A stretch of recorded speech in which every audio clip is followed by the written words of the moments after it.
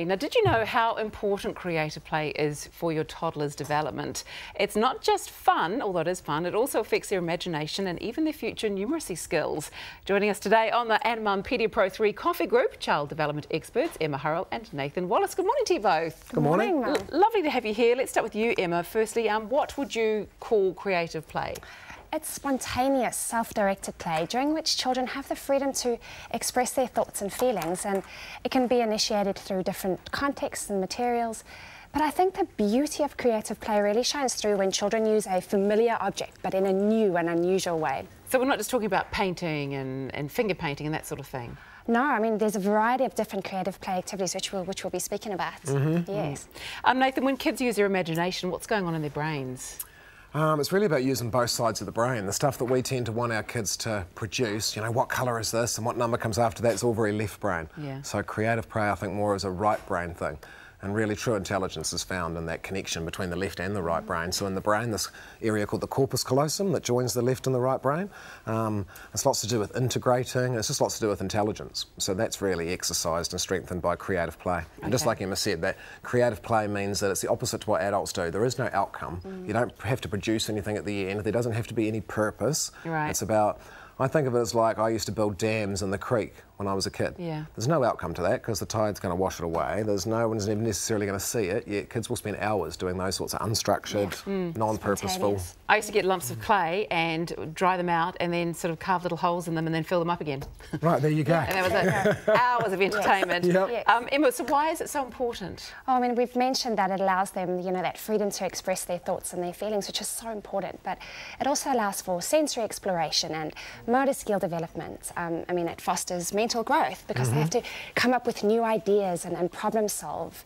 It develops their language skills and social skills, and as Nathan said, a lot of creative play activities involve those initial stages of numeracy.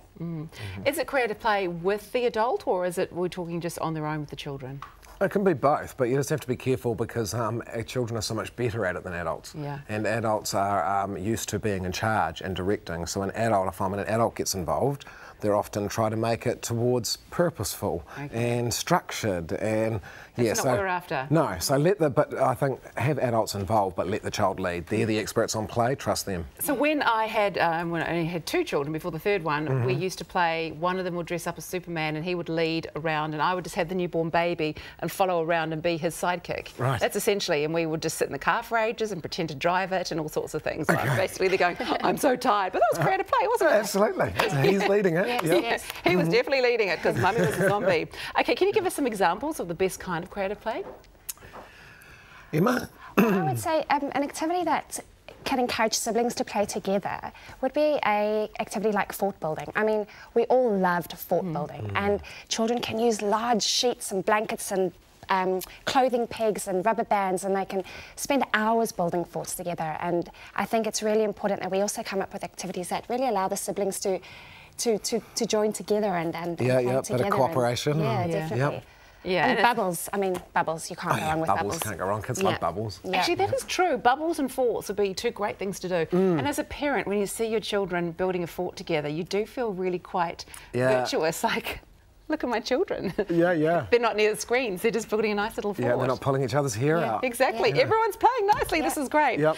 Finally, we've got a question from a viewer, Carla McKay. What are some tips to encourage siblings to play together? Well, apart from the fort that we've just answered there. One of the big tips I think I can give parents for siblings to play together is when you have the second child, parents often set up sibling rivalry accidentally by going, okay, I want to make sure my second baby gets the same attention as the first baby. So when the first child's asleep, when the second baby's asleep, I'll give child number 1 all this extra attention that he's now missing out on. That sets the first child up to think life's a whole lot better when that baby's in bed and it is gone. So what I do is the opposite to that, is that when the baby's in bed having a sleep, and then you say to the 3-year-old, Mum's lying on the couch having a rest, play by yourself. And then when the baby is up and the baby's fed and changed and had all their needs met, then you give the one-on-one time to the 3-year-old. And the 3-year-old with the baby in your arms, and the 3-year-old starts to think, life's a whole lot better when the baby's around. Yeah. And you set it up for siblings to get on well. I see. We can play Superman for hours with Mummy when she's got the newborn baby in her arms. Yes. It was a great game. Okay, well, that's excellent advice. Thank you so much for joining us today, both of you. Coffee Group is brought to you by Mum Pedia Pro 3, the only toddler milk with no added sugars. Now, if you have any worries that you'd like addressed by our parenting panel, you can message the website on screen, the Cafe Facebook page as well, if you like. Now, one contributor will win this cool ebook from Mum. Hang on, is it going to...